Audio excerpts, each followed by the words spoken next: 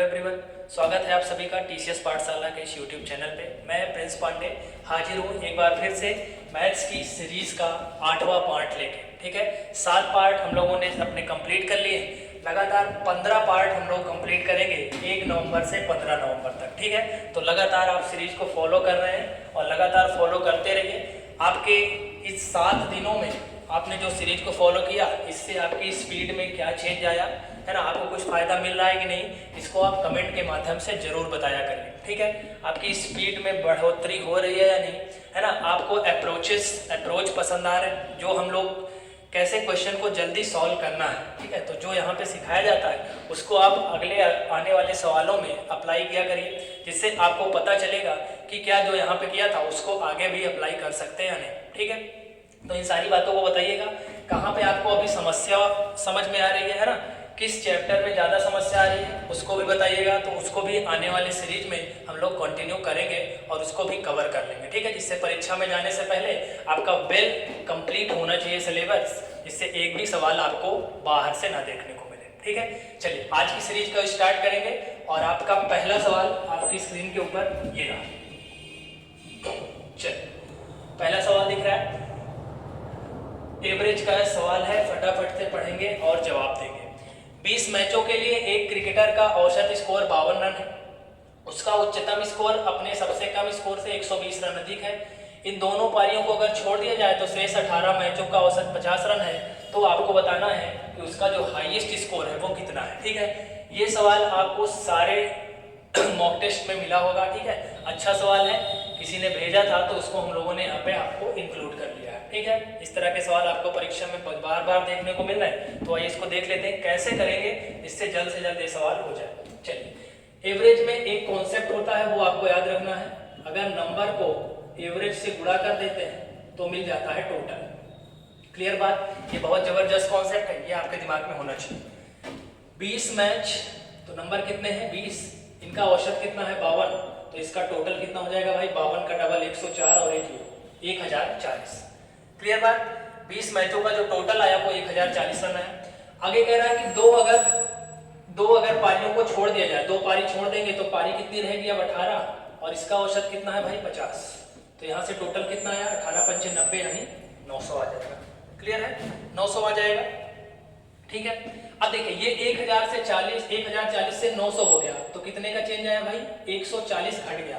140 क्यों, देखिए 20 का टोटल कितना था 1040 और 18 का टोटल कितना था 900। क्लियर है, ये जो 140 का डिफरेंस क्रिएट हो रहा है, ये जो 140 का डिफरेंस क्रिएट हो रहा है, ये किस कारण हो रहा है, क्योंकि यहाँ पे 2 पारियों को हमने क्या कर दिया है, कम कर दिया है। ठीक है, अब ये 2 पारी में क्या है, इन 2 पारियों में एक हाईएस्ट स्कोर है और एक लोएस्ट स्कोर है, और उन दोनों में क्या है कि हाईएस्ट वाला ज्यादा है 120 लोएस्ट से। ठीक, तो कैसे करेंगे, अगर लोएस्ट वाले को मैं x मान ले रहा हूं तो हाईएस्ट वाला कितना हो जाएगा भाई x प्लस 120। क्लियर है बात, अगर लोएस्ट वाला x है तो वो 120 ज्यादा है यानी x प्लस 120 है, और इन्हीं दोनों का योगफल किसके बराबर है 140 के बराबर है, क्योंकि इन्हीं दोनों की वजह से ये क्रिएट हुआ है। तो आप इसको x प्लस 120 को 140 के बराबर कर देंगे तो यहाँ से 2x की वैल्यू 20 आ जाएगी और x की वैल्यू कितनी आ जाएगी 10। आपसे पूछा है हाईएस्ट स्कोर क्या है भाई x प्लस 120, x का मान 10 रख देंगे और 120 जोड़ देंगे तो हाईएस्ट स्कोर आपका निकल के कितना आ जाएगा 130, जो कि आपको ए ऑप्शन में गिवन है। क्लियर बात, हाईएस्ट स्कोर बताना था, x प्लस 120 हाईएस्ट स्कोर है और x की वैल्यू है 10, तो हाईएस्ट स्कोर कितना हो जाएगा 130 हाईएस्ट स्कोर हो जाएगा।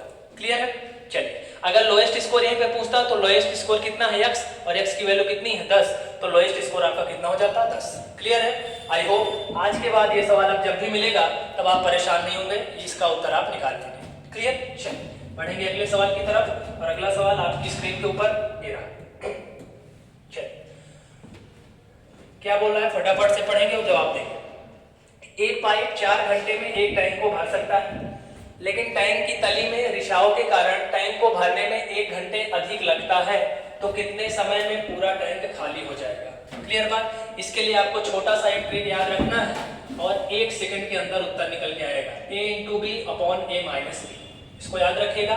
a क्या है, जब टंकी में छेद नहीं था तब कितना टाइम लग रहा था, b क्या है, जब टंकी में लीक हो गया, टंकी में छेद हो गया, तब अब कितना टाइम लग रहा है टोटल। तो पहले कितना लग रहा था भाई 4 घंटे, छेद हो गया तो 1 घंटे ज्यादा लग रहा है, तो अब कितना लगेगा 5 घंटे। यहाँ दोनों का अंतर लेंगे, 5 में से 4 गए और 5 चौक कितना हो जाएगा 20 घंटे। तो पूरी टंकी आपकी 20 घंटे में क्या हो जाएगी, खाली हो जाएगी। ज्यादा से ज्यादा 5 सेकंड, 5 सेकंड से ज्यादा बिल्कुल भी इंपॉर्टेंस नहीं देना इस तरह के सवालों को। क्लियर बात, बस कॉन्सेप्ट पता होना चाहिए, a × b upon a minus b। Clear बात। चलिए बढ़ेंगे अगले सवाल की तरफ, देखते हैं अगला सवाल क्या बोल रहा है। चलिए 6, 9, 13 और 18 का एलसीएम बताना है। ठीक है, आसान सवाल है।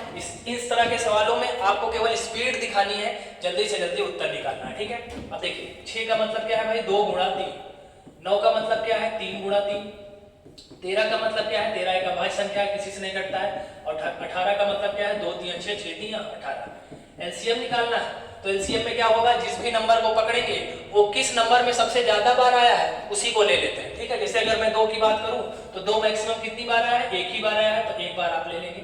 अगर मैं 3 की बात करूं तो 3 मैक्सिमम कितनी बार आया है, 2 बार आया है। तो जब 2 बार आप ले लेंगे तो उसमें से जहां पर 1 बार आया है वो उसमें अपने आप ऑलरेडी आ जाएगा। क्लियर है, तो 2 बार 3 आ गया, 1 बार आपको 13 देखने को मिल रहा है, सबको गुणा कर देंगे आपका उत्तर जाएगा 2 3 6 6 3 18 और 18 × 13 करना है। फटाफट से करिए, 13 8 104 के 4 हासिल हो गए 10, 13 का 13 और 13 10 23।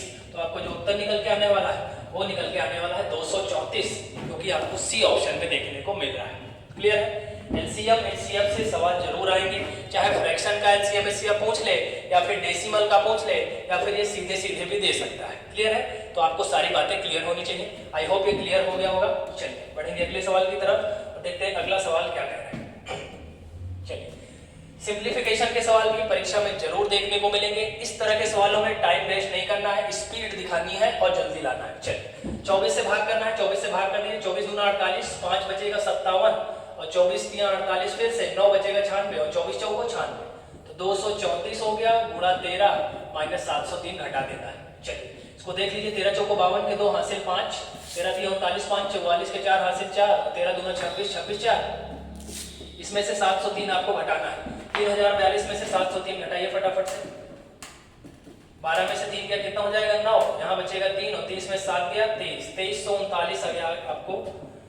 और ये किसके बराबर है, क्वेश्चन मार्क के स्क्वायर के, तो क्वेश्चन मार्क को अगर मैं x मान लूं तो ये x का स्क्वायर होगा। ठीक है, अब x को निकालना है तो यानी इसका क्या निकालना पड़ेगा आपको, स्क्वायर रूट वर्गमूल।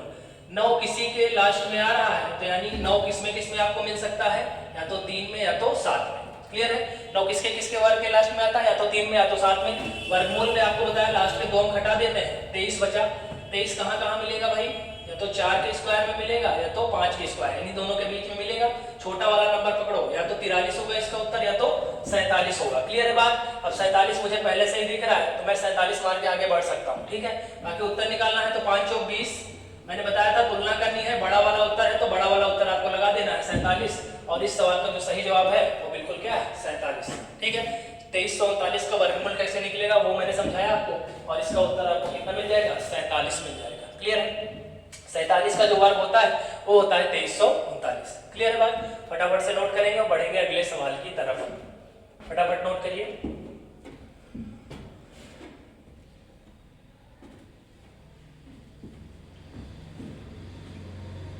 ठीक है, एक बार देख लीजिए घटाना, 12 में से 3 गया 9 और ये 3, 30 में से 7 गया 23,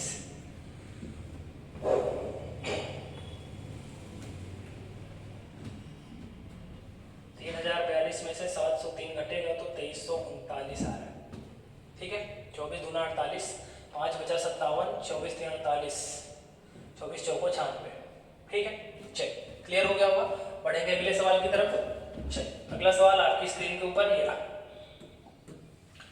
एक सही 3/5 घंटे का कितना प्रतिशत 42 मिनट है। ठीक है, एक सही 3/5 घंटे को मिनट में बदलेंगे, क्योंकि बताया है ये घंटे में है ये मिनट में है, तो ऐसा नहीं चलेगा, सबको यूनिट सेम होनी चाहिए। किस यूनिट में होना चाहिए, जो सबसे छोटा यूनिट। तो एक सही 3/5 घंटे का मतलब क्या है, 1 घंटे तो पूरा है, और 3/5 घंटे का मतलब क्या है 60 से मल्टीप्लाई करेंगे तो 12 3 36 मिनट यहाँ मिला, और 1 घंटे में 60 मिनट यहाँ, तो 60 और 36 को जोड़ेंगे तो टोटल कितने मिनट हुए भाई 96 मिनट। तो सवाल आपका ये बनेगा कि 96 मिनट का कितना परसेंट 42 मिनट है। क्लियर? 96 मिनट का कितना परसेंट? 42 मिनट है। तो इसके लिए बताया है जिसके साथ से या का होगा वो वैल्यू रखनी है नीचे, बाकी बचा नंबर ऊपर और गुणा कर देना है किससे? 100 से। आपका उत्तर निकल कर आ जाएगा। फटाफट से इसको भाग करिए। 4 से काटिए इसको, 24 चौक 96, 4 से कटेगा कितनी बार? 25 बार। 4 से काट दीजिए, 2 से काट दीजिए 12 बार, 2 से काट दीजिए 21 बार, 3 से काट दीजिए 4 बार, 3 से काट दीजिए 7 बार। 25 सत्ते 175, 175 को 4 से भाग करिए, 4 चौक 16, 1 बचेगा 15, 4 तियां 12, 3 बचेगा 30, 4 सत्ते 28 और 4 पंचे 20, 43.75 जो कि आपको तीसरे ऑप्शन में देखने को मिल रहा है। क्लियर है? तो एक सही 3/5 घंटे का कितना परसेंट 42 मिनट है? तो कितना परसेंट है भाई? 43.75। ठीक है? इसके लिए आपको ध्यान रखना है कि यूनिट सबकी सेम होनी चाहिए। ठीक है? और सेम होके किस में ले जाना है? जो सबसे छोटा होगा उसी में ले जाना है। क्लियर है? इस तरह के सवाल पिछली वीडियोस में भी हो चुके हैं। बढ़ेंगे अगले सवाल की तरफ। चलिए अगला सवाल ट्रेन से संबंधित, फटाफट से पढ़ेंगे और जवाब देंगे। 80 मीटर लंबी एक ट्रेन 108 किलोमीटर प्रति घंटे की गति से चल रही है। 130 मीटर लंबे प्लेटफॉर्म को पार करने में ट्रेन को कितना समय लगेगा? ठीक, इसके लिए वही दो रूल। जब ट्रेन किसी व्यक्ति को पार करेगी या किसी खंभे को पार करेगी तो चली गई दूरी केवल ट्रेन की लंबाई के बराबर होगी। दूसरा नियम, यदि कोई ट्रेन किसी पुल को, किसी ट्रेन को किसी सुरंग को पार करेगी तो चली गई दूरी दोनों के योगफल के बराबर होगी। क्लियर? बस इतनी सी बात है। स्पीड बराबर होता क्या है? Distance upon time. स्पीड देखिए कितना दिया है? 108 किलोमीटर प्रति घंटे। मीटर पर सेकंड में ले जाएंगे तो छोटा नंबर ऊपर, बड़ा नंबर नीचे। क्लियर बात? दूरी क्या होगी? तो ट्रेन देखिए किसको पार करा? प्लेटफॉर्म को, तो दोनों की लंबाई जुड़ेगी। ट्रेन है 80, प्लेटफॉर्म है 130, तो जोड़ देंगे 80 + 130। नीचे टाइम निकालना है। क्लियर है? 18 से काटिए, 18 छक्का 108, 6 पंचे 30, यहाँ जोड़ेंगे 210/7, टी 0 0 खत्म, 3 7 21, तो टी की वैल्यू कितनी आ जाएगी? 7। और 7 आपको कहाँ दिख रहा है भाई? 7 मुझे दिख रहा है डी ऑप्शन। क्लियर है? ज्यादा से ज्यादा 10 सेकंड और आपका जवाब आपकी स्क्रीन के सामने होगा। क्लियर है बात? चलिए फटाफट से बढ़ेंगे अगले सवाल की तरफ, देखेंगे अगला सवाल क्या कहता है। चलिए, प्रतिवर्ष 5% की दर पर 2 वर्ष के लिए चक्रवृद्धि ब्याज और साधारण ब्याज के बीच का अंतर 25 के बराबर है, तो धनराशि क्या है? क्लियर? 5% पर 2 वर्ष के लिए सीआई और एसआई का डिफरेंस दिया है 25, तो धनराशि क्या है? ठीक है, 5% की दर से हम लोग निकालेंगे 2 वर्ष का एसआई। देखिए, चाहे फ्रैक्शन इस्तेमाल कर सकते हैं या फिर आप चाहें तो सीधे सीधे सक्सेसिव भी लगा सकते हैं। एसआई में तो 5% का 2 वर्ष का भाई कितना मिलेगा? तो 10% आपको रेट मिलेगा। क्या होता है? R × T, तो 5 दूना 10% मिल जाएगा। क्लियर है? और सीआई के केस में, ये एसआई है आपका, सीआई के केस में सक्सेसिव चलता है, तो सक्सेसिव में लगा दीजिए 2 वर्ष में 5 + 5 + 5 × 5/100, यही सक्सेसिव है ना? 2 बार बढ़ेगा पैसा, बढ़ा दीजिए, 5 5 10, 10 + 25/100, 25 को 100 से भाग करना है तो 2 0 है, 2 अंक पे दशमलव लग जाएगा, तो ये कितना परसेंट देगा भाई ब्याज? 10.25%। क्लियर?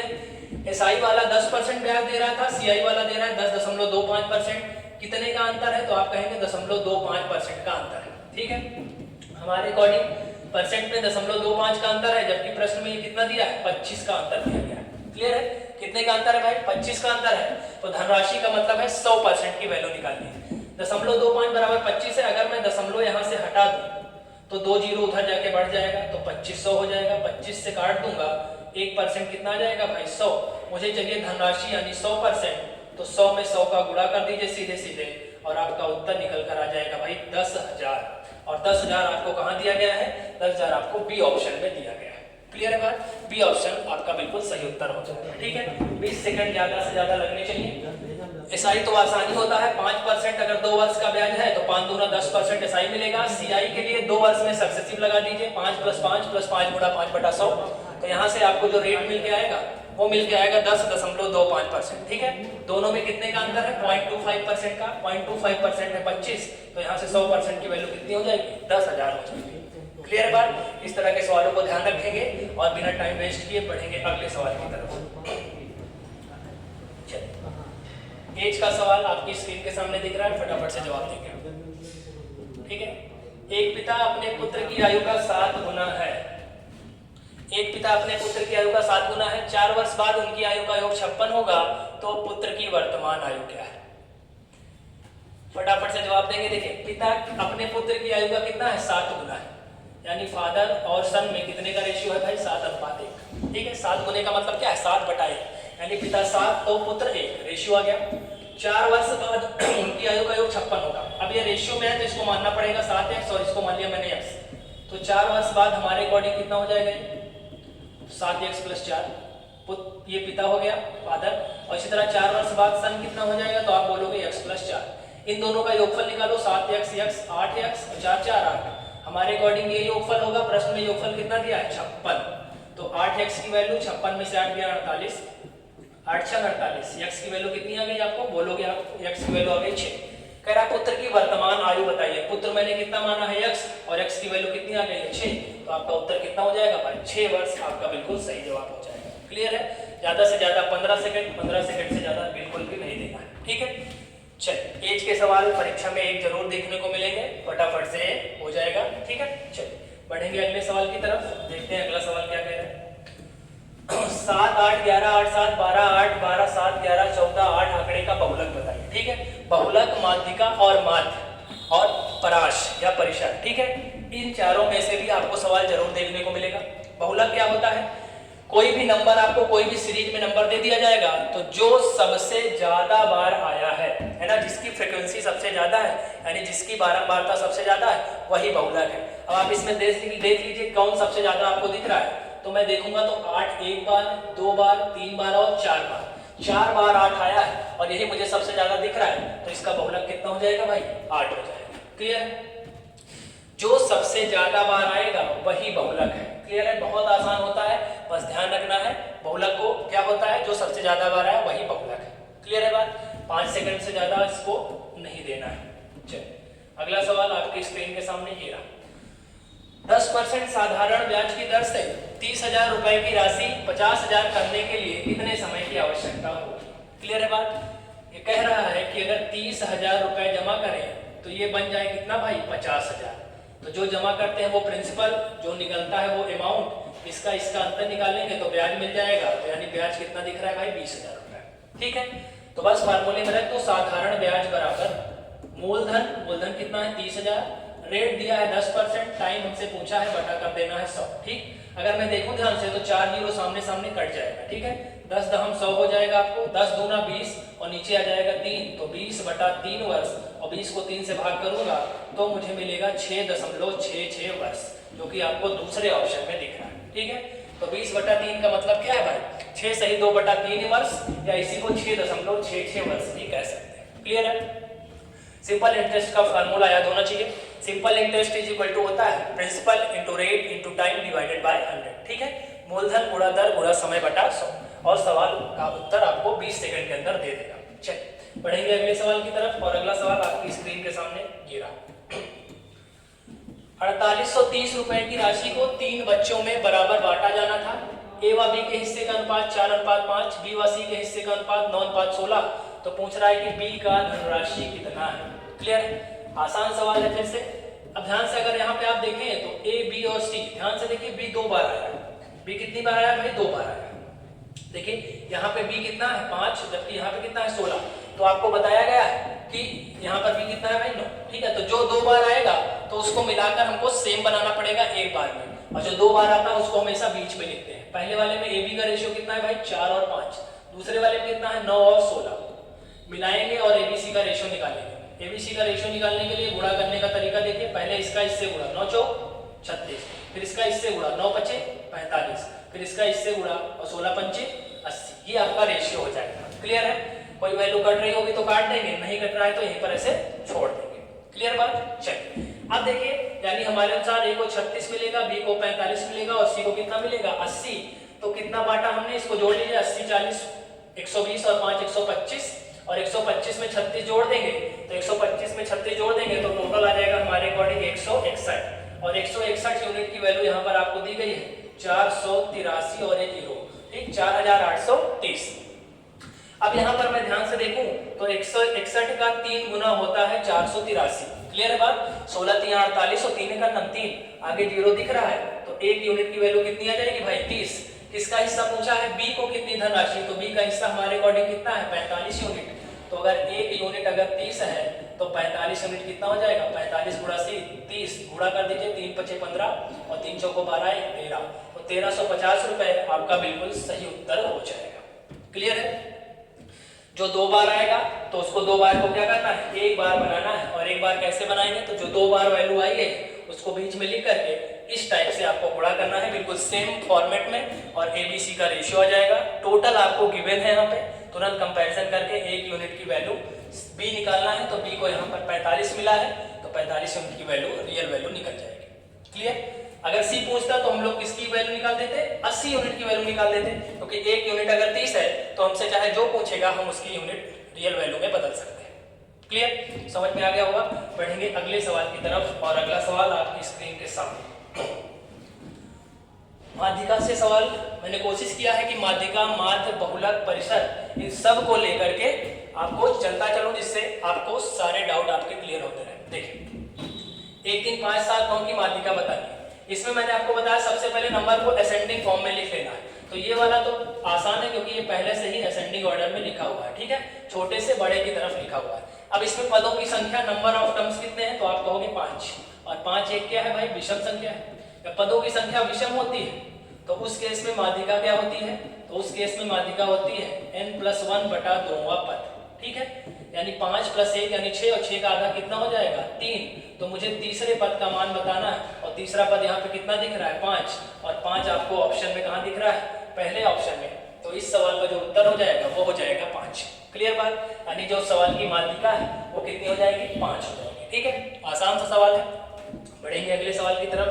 अगला सवाल आपकी स्क्रीन के सामने ये रहा, रेशियो का सवाल। फिर से x + y, x - y का रेशियो 4:1 है, तो x³ + y³ और x³ - y³ का रेशियो बताना है। क्लियर, फटाफट से आप करते रहेंगे और जवाब देते रहेंगे। ठीक है, x + y बटा x - y, अनुपात का मतलब होता है भाग देना। क्लियर, 4/1 है। इसकी वैल्यू निकालने के लिए इसको क्रॉस मल्टीप्लाई कर दीजिए, तो x + y बराबर 4x - 4y, x और 4x का अंतर -3x, ये y उधर जाएगा तो जुड़ जाएगा -5y।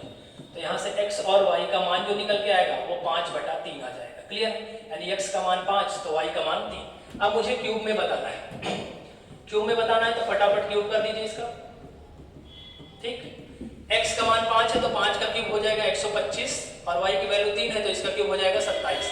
यहाँ पर नीचे वही चीज है लेकिन केवल माइनस लगाना है। जोड़ दीजिए, ऊपर आ जाएगा 152, नीचे घटा दीजिए, 15 में 7 गया 8 और 11 में 2 गया 9। ठीक, इसको काट दीजिए, 2 से कट रहा है, 2 से 14 और 2 छंग 12, 2 चौको 8, 2 9 18। ठीक है, 76/49 आपको ऑप्शन में दिख रहा है, 76/49, जो कि आपको पहला ऑप्शन दिख रहा है। ठीक है, तो पहला ऑप्शन आपका बिल्कुल सही जवाब हो जाएगा। क्लियर, इसकी वैल्यू बतानी थी। इसकी वैल्यू निकालने के लिए मुझे x और y की अलग अलग वैल्यू चाहिए, तो इसको हल कर देंगे तो x और y की अलग अलग वैल्यू आ जाएगी, तुरंत पुट कर देंगे और उत्तर आपका निकल जाएगा। क्लियर है, इस तरह के सवालों की खूब प्रैक्टिस करके रखिए, परीक्षा में जरूर दिखेंगे। चलिए बढ़ेंगे अगले सवाल की तरफ। अगला सवाल आपकी स्क्रीन के सामने है। AB की वैल्यू दिया है, BC की वैल्यू दिया है, तो ABC निकालना है। ठीक है, आसान है। अभी इस तरह के सवालों को मैंने किया था, बताया था। उसमें क्या होता है, जो 2 बार आता है उसको बीच में लिखते हैं और 1 बनाते हैं। देखिए यहाँ पे भी 2 बार आ गया है ना, तो पहले वाले में भी कितना है 11 और 7, दूसरे वाले में कितना है 4 और 19। ठीक, मिला दीजिए, 11 7 77, 7 चौक 28 और 19 7 133। क्लियर है बात, ऑप्शन में देख लीजिए कहाँ दिख रहा है, 77 28 और 133, 77 28 133 नहीं दिख रहा। अच्छा सॉरी, यहाँ पे 11 चौक 44 हो जाएगा, ये 44 हो जाएगा आपका। ठीक है, 44 28 133, जो कि आपको तीसरे ऑप्शन में दिख रहा है। ठीक है, 11 को 4 से गुणा करेंगे तो 44 आ जाएगा। ठीक, तीसरा ऑप्शन आपका बिल्कुल सही जवाब हो जाएगा। ठीक है, आसान है। 2 रेशियो को कैसे कंबाइन करना है ये आपको आना चाहिए।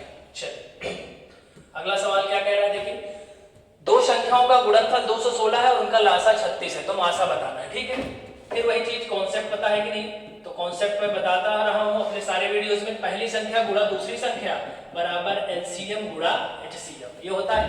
यानी 2 संख्याओं का गुणनफल बराबर मासा गुणा लासा। अब 2 संख्याओं का गुणनफल आपको डायरेक्ट दिया गया है 216, यहाँ पर आपको एलसीएम दिया है 36 और एचसीएफ निकालना है।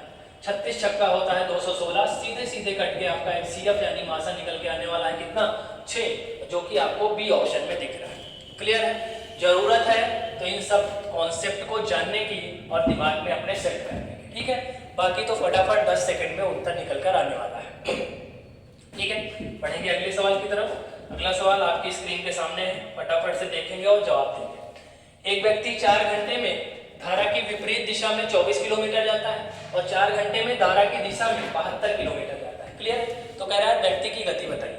व्यक्ति का मतलब है हम समझेंगे बोट। ठीक है, तो मैंने आपको बताया जब धारा की दिशा में जाओगे तो धारा की दिशा में चाल क्या होती है भाई? तो मैंने बताया है जुड़ जाती है v प्लस आर, और चाल बराबर होता है क्या? दूरी बटा समय। तो जब धारा की दिशा में जा रहे थे तो 72 जा रहे थे 4 घंटे में, तो चाल कितनी निकल के आएगी? 72 बटा 4 यानी 18 किलोमीटर प्रति घंटे। ठीक है, अब धारा की विपरीत दिशा में कितना होगा? धारा की विपरीत दिशा में, धारा की विपरीत दिशा में चाल कितनी होगी भाई? तो विपरीत दिशा में घट जाता है। ठीक है, विपरीत दिशा में घट जाता है, चाल बराबर दूरी बटा समय। दूरी 24 जा रहे हैं और समय कितना ले रहे हैं? 4 घंटे, तो चाल कितनी हो जाएगी? 6। क्लियर है? अब कह रहा है स्थिर जल में व्यक्ति की गति बतानी, बोट की वैल्यू बतानी है। अब दोनों इक्वेशन आपके सामने है, v प्लस आर है 18 और b माइनस आर है 6। फटाफट काट देंगे, आर आर खत्म, 2b की वैल्यू 24, तो b की वैल्यू कितनी आ जाएगी? 12 दिख रही है, और 12 आपको ए ऑप्शन में दिख रहा है। तो स्थिर गति, स्थिर जल में जो व्यक्ति की गति है वो कितनी है? 12 किलोमीटर प्रति घंटे। क्लियर है? बोट एंड स्ट्रीम का कॉन्सेप्ट 3 ही कॉन्सेप्ट है केवल। जब धारा की दिशा में जाएंगे तो चाल जुड़ जाएगी बोट और रिवर की, धारा के विपरीत दिशा में जाएंगे तो चाल घट जाएगी बोट माइनस रिवर, और जब शांत जल में रहेंगे तो बोट की चाल केवल b है। ठीक, तो यही पूछा था आपको b, तो b की वैल्यू कितनी निकल के आएगी? 12 निकल कर आ जाएगी। क्लियर है? बता चुका हूं कई बार, बिल्कुल क्लियर होगा आपको। बढ़ेंगे अगले सवाल की तरफ। क्या कह रहा है? एक व्यापारी ने एक रेडियो को 22% के लाभ पर बेचा। यदि 200 कम में बेचता तो 17% का लाभ होता। तो रेडियो का मूल विक्रय मूल्य बताना है। ठीक है, चलिए आइए देखिए। सबसे पहले तो सीपी निकालना पड़ेगा। पहले 22% के प्रॉफिट पे बेच रहे थे, फिर ये 22% का प्रॉफिट घटाकर कितना कर दिया? 17%। अब अगर प्रॉफिट घटाओगे तो नंबर में भी कम हो जाएगा, तो नंबर में कितना कम हुआ? 200, और वही चीज परसेंट में कितनी कम हुई? 5%, क्योंकि 22 से 17 हो गया तो नंबर में कितना कम हुआ? 5%। तो 5% की वैल्यू तो है 200, काट के पहले 100% की वैल्यू निकालिए, 40 हो जाएगा। तो 100% कितना हो जाएगा भाई? 100 गुणा 40, तो वैल्यू कितनी निकल के आई? 4000। ठीक, तो अगर पूछा होता वस्तु का क्रय मूल्य बताइए, तो क्रय मूल्य हमेशा कितना होता है? 100%। तो सीपी की वैल्यू तो आ गई 4000। लेकिन कह रहा विक्रय मूल्य बताइए, वो भी मूल विक्रय मूल्य यानी स्टार्टिंग वाला। तो जब स्टार्टिंग में हमने 4000 में खरीदा था तो उसका कितना प्रॉफिट लिया है? 22% का। तो 4000 पे अगर 22% का प्रॉफिट होगा तो कितने में बिकेगा? तो निकाल लो 4000 का 22%, 0 कट जाएगा, 22 चौक 88 यानी 880 रुपए का प्रॉफिट होगा। और 4000 में खरीदा है तो बेचेंगे कितने में भाई? 4880 रुपए में, और 4880 आपको डी ऑप्शन में देखने को मिल रहा है। क्लियर? तो इस सवाल का जो जवाब हो जाएगा वो हो जाएगा आपका डी ऑप्शन यानी 4880। क्लियर? 100% निकालेंगे तो 100% क्या कहलाएगा? सीपी कहलाएगा। ठीक है, क्योंकि सीपी हमेशा कितना होता है? 100%। तो सीपी हो गया 4000, 4000 में 22% का प्रॉफिट है, जोड़ देंगे तो वैल्यू कितनी हो जाएगी? 4880 हो जाएगी। क्लियर है? अच्छा सवाल है, परीक्षा में बन सकता है। बढ़ेंगे अगले सवाल की तरफ। अगला सवाल आपकी स्क्रीन के सामने है। चलिए, 4 वर्ष के लिए एक निश्चित मूलधन पर साधारण ब्याज मूलधन का 8/25 है, तो दर बतानी है। 8/25 फ्रैक्शन को बहुत अच्छे समझिएगा। 8/25 का किसके साथ लगा है? मूलधन के साथ। जिसके साथ का लगा होता है वो नीचे वाली वैल्यू होती है, बता चुका हूँ। मूलधन अगर 25 है तो उस पर ब्याज कितना है? 8 रुपए। बाकी सिंपल इंटरेस्ट का फार्मूला आपको पता ही है, PRT/100। क्लियर बात? सिंपल इंटरेस्ट कितना है? 8, मूलधन कितना है? 25, रेट फाइंड करना है, टाइम कितना दिया है? 4 वर्ष, बटा क्या कर देना है? 100, 25 चौका 100, 4 से 4 खत्म। रेट आपको सामने दिख रहा है 8%, जो कि आपको ए ऑप्शन में दिख रहा है। क्लियर बात? यानी रेट कितना हो जाएगा भाई? 8% हो जाएगा। जरूरत है तो फटाफट इस फ्रैक्शन को पकड़ने। ठीक है, नीचे वही वैल्यू आएगी जिसके साथ से या का लगा होगा। ठीक है, बाकी जिसके बारे में बात करेगा वो ऊपर वाली वैल्यू बन जाएगी। क्लियर? एक बात और भी बताइए, नीचे वाली वैल्यू से अगर ऊपर वाली वैल्यू छोटी है तो वो ब्याज है, अगर ऊपर वाली वैल्यू बड़ी है तो वो मिश्रधन बन जाएगी हमेशा के लिए। क्लियर बात? चलिए, इन सब बातों को अपने दिमाग में बिल्कुल सेट करके रखिए। अगला सवाल आपकी स्क्रीन के सामने दिख रहा है, फटाफट से जवाब देंगे। चलिए, डिविजिबिलिटी रूल नंबर सिस्टम से सवाल जरूर देखने को मिलेगा। 8 6 Z 4 5 11 से मूर्धा विभाज्य है तो Z का मान बताना है। 86Z45, ठीक, 11 से विभाज्य। डिविजिबिलिटी रूल को आप बिल्कुल अच्छे से करके जाइएगा। 3 का नियम, 9 का नियम, 11 का नियम, 7 का नियम, 13 का नियम, ठीक है, ये सब बातें आपको ध्यान में होनी चाहिए। 11 का नियम क्या कहता है भाई? 11 का नियम है कि ये कहता है एकांतर क्रम में अंकों का योगफल लेना है और उसका अंतर लेना है। एकांतर क्रम में अंकों के योगफल का अंतर या तो 0 होना चाहिए या तो 11 का मल्टीपल होना चाहिए, तो वो नंबर 11 से कट जाएगा। एकांतर क्रम में अगर मैं इसको जोड़ूं तो 8 में z जोड़ूंगा और फिर पहले 8 में 5 जोड़ूंगा, तो 8 5 13 और 13 प्लस z, ये योगफल आया। इसको जोड़ेंगे तो 6 4 10 आएगा और इन दोनों का क्या लेना है? अंतर। और किसके बराबर सबसे पहले करना है? 0 के बराबर। क्लियर? सबसे पहले 0 के बराबर करना है। अगर 0 से काम बन जाता है तब तो ठीक है, अगर 0 से काम नहीं बनेगा तो तुरंत 11 के मल्टीपल यानी 11 22 ऐसे लेना शुरू कर देंगे। अगर मैं यहाँ पे 0 रखूंगा तो 13 में से 10 गया 3, तो 3 प्लस z बराबर 0, तो z बराबर कितना आ जाएगा? -3। क्या बीच में कभी माइनस रख सकते हैं? तो नहीं रख सकते हैं, ठीक है, तो ये संभव नहीं है। तो ये वाली वैल्यू संभव नहीं है, तो ये वाली संभव नहीं है, तो तुरंत दिमाग में आना चाहिए कि इसका एक कॉन्सेप्ट और होता है कि या तो 0 मिलना चाहिए या तो 11 का मल्टीपल मिलना चाहिए, ठीक है। अब अगर आपको यहाँ वैल्यू नहीं है तो यहाँ आप अपना दिमाग नहीं वेस्ट करना है, ठीक है, उसको तुरंत 11 के बराबर कर देना है, तो उत्तर मिल जाएगा। 13 प्लस z -10, 13 में से 10 गया 3 प्लस z बराबर 11 और z बराबर 11 में से 3 गया, कितना आ जाएगा? 8, और 8 आपको सी ऑप्शन में दिख रहा है, ठीक है। अगर गलती से भी आप यहाँ अपना टाइम वेस्ट करेंगे तो वो आपके लिए घातक हो सकता है, या फिर आप गलती से भी इस -3 को +3 मत कर दीजिएगा और उत्तर मत लगा दीजिएगा। वैसे यहाँ पे तो 3 नहीं है, लेकिन अगर +3 होता है यहाँ पे, जैसे अगर इस ऑप्शन को मैं 3 कर दूं तो गलती से भी ये मत सोचना कि माइनस आ रहा है, माइनस हटा देते हैं और 3 लगा देते हैं, ठीक है, तो उस स्थिति में आपका गलत हो जाएगा। माइनस आ रहा है तो तुरंत माइनस को इग्नोर करेंगे, 0 हटा देंगे, ये वाली वैल्यू पॉसिबल नहीं है। तुरंत इसका एक कॉन्सेप्ट और होता है कि अंकों के अंतर का एकांतर क्रम में अंकों के योगफल का अंतर लेना है, या तो वो 0 आना चाहिए या तो 11 का मल्टीपल। अगर 0 आने पर रखने पे काम नहीं बन रहा है तो तुरंत 11 का मल्टीपल रख देना है, उत्तर आपको मिल जाएगा। क्लियर बात? ध्यान रखेंगे इस तरह के सवालों को।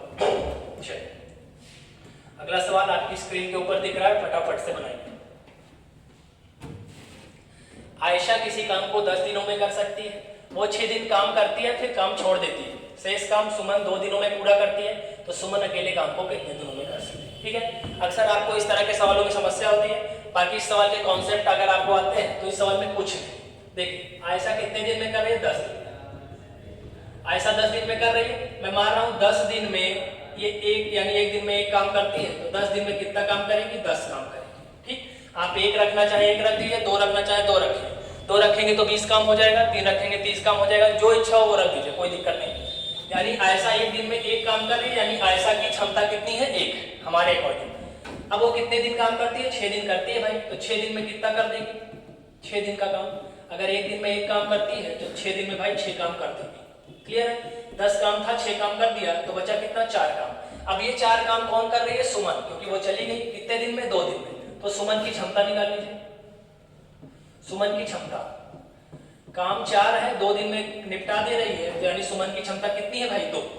सुमन की क्षमता कितनी है? 2। अब कह रहा है सुमन अकेले काम को कितने दिन में करती है? पूरा काम कितने दिन में कर सकती है? 10 काम करना है, एक दिन में अगर 2 काम करती है सुमन, तो 10 काम करने में कितना दिन लगेगा भाई? तो आप कहेंगे 5 दिन लगेगा, और सुमन पूरे काम को खत्म कर रही है। ठीक है, तो कुछ नहीं होता सवाल में। इस तरह के सवाल भी बिल्कुल आसान होते हैं, बस आपका कॉन्सेप्ट बिल्कुल क्लियर होना चाहिए। ठीक है, 10 दिनों में कर रही थी, मैं मान ले रहा हूँ एक दिन में एक काम करती है, तो 10 दिन में कितना काम करेगी? 10 काम करेगी। 6 दिन करती है तो 6 दिन में 6 काम खत्म, 4 काम बचा है। बचे हुए काम को सुमन करती है 2 दिन में, तो 4 बटा 2, यानी सुमन की क्षमता है 2। सुमन एक दिन में 2 काम कर सकती है, तो 10 काम अगर सुमन को करना है तो कितने दिन लेगी भाई? 5 दिन लेगी, और काम को खत्म कर देगी। क्लियर बात? आसान सवाल था, आई होप समझ में आ गया होगा। बढ़ेंगे अगले सवाल की तरफ, और अगला सवाल आपकी स्क्रीन के सामने। राज ने एक छाता 100 में खरीदा, 10 रुपए के लाभ पर बेच दिया, तो विक्रय मूल्य। इसमें तो कुछ है ही नहीं, 100 में खरीदा, 10 रुपए के लाभ में बेच दिया, तो कितने में बेचेगा भाई? 110 रुपए में बेचेगा। बेहद ही आसान सवाल। ठीक है, कुछ है ही नहीं। चलिए बढ़ेंगे अगले सवाल की तरफ। एक पंक्ति में पहले 9 छात्रों का औसत वजन 30 किलोग्राम है, और पंक्ति में अंतिम 11 का औसत वजन 28 किलोग्राम है, तो टोटल का लगभग औसत वजन बताना है। क्लियर है? चलिए याद रखिएगा, औसत वजन में हमेशा नंबर दिया है, औसत दिया है, तो नंबर इंटू एवरेज बराबर क्या होता है भाई? टोटल। क्लियर बात, ये बात ध्यान रखिएगा। 9 छात्र यानी नंबर कितना है 9 और औसत कितना है 30, तो टोटल कितना निकल के आएगा भाई 270। और अंतिम 11 छात्रों का औसत कितना है 28, तो इनका टोटल निकाल लीजिए फटाफट। 11 8 88, 11 88 60 और 11 दूना 22, 22 8 30। टोटल का पूछ रहा है तो पहले आप टोटल निकाल लीजिए। 8 ये 7 तो 3 2 5, टोटल कितना है भाई 578 किलोग्राम है। और टोटल लोग कितने हैं 11 9 20। इनका औसत बताना है तो आपको औसत पता होना चाहिए। औसत क्या होता है कुल पदों का योग बटे पदों की संख्या। कुल पदों का योग कितना है 578, पदों की संख्या कितनी है 20। फटाफट से भाग दे देंगे उत्तर निकल के आ जाएगा। 20 दूना 40, बचेगा 17, आगे 8 आएगा तो 178 और 20 अट्ठे 160, 18 बचेगा दशमलव लगाएंगे 180 और 20 नौइया कितना होता है 180, तो 28.9 किलोग्राम आपका बिल्कुल सही जवाब हो जाएगा। क्लियर है बात। Number into average is equal to total, ये कॉन्सेप्ट आपके दिमाग में बिल्कुल छपा होना चाहिए, ठीक है। इससे सवाल जरूर देखने को मिलेगा परीक्षा में। क्लियर, समझ में आ गया होगा। टोटल का औसत बताना है तो औसत बराबर होता है कुल पदों का योग बटे पदों की संख्या, भाग दे देंगे उत्तर निकल कर आ जाएगा। क्लियर है, चलिए बढ़ेंगे अगले सवाल की तरफ। और अगला सवाल आपकी स्क्रीन के सामने क्या कह रहा है, शर्ट के अंकित मूल्य पर 25% की छूट देने से एक व्यक्ति को 150 रुपए की बचत होती है, ठीक, यानी बचत होती है यानी 150 रुपए की छूट मिल गई। तो शर्ट के लिए कितना उसने भुगतान किया यानी कितने में बेचा गया शर्ट। देखिए 25% का डिस्काउंट, 25% की फ्रैक्शन वैल्यू कितनी होती है 1/4, यानी अगर 4 रुपए अंकित मूल्य है तो उस पर 1 रुपए का क्या मिलेगा डिस्काउंट। अब हमारे अकॉर्डिंग 1 रुपए का डिस्काउंट मिल रहा है जो कि प्रश्न में 150 रुपए दिया गया है, ठीक, 1 बराबर 150 है। तो कह रहा है कितना भुगतान किया। अब 4 रुपए पर अगर 1 रुपए छूट मिलेगी तो भुगतान कितना करना पड़ेगा भाई 3 रुपए करना पड़ेगा, क्योंकि 4 रुपए की चीज है, 1 रुपए की छूट मिल गई तो देना कितना पड़ेगा 3, तो वही भुगतान है।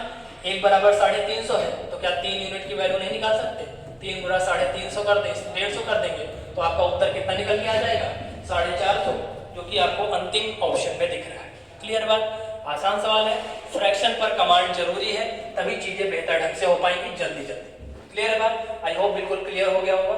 चलिए बढ़ेंगे अगले सवाल की तरफ। और अगला सवाल आपकी स्क्रीन के सामने।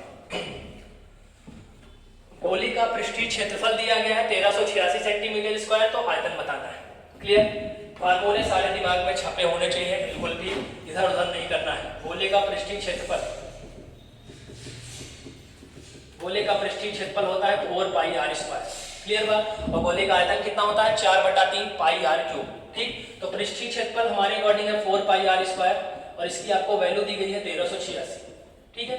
फटाफट से आर की वैल्यू निकालिए, 4 पाई की वैल्यू 22/7, आर स्क्वायर बराबर 1386, ठीक है। चलिए 22 से काट दीजिए इसको, 22 छक्का 132 होता है, 6 बचेगा 66, 22 तिया 66, ठीक है, ये 6 आ जाएगा, सॉरी ये 3 आ जाएगा, 22 तिया 66, 22 छक्का 132, 6 बचेगा 66, 22 तिया 66, बिल्कुल सही है।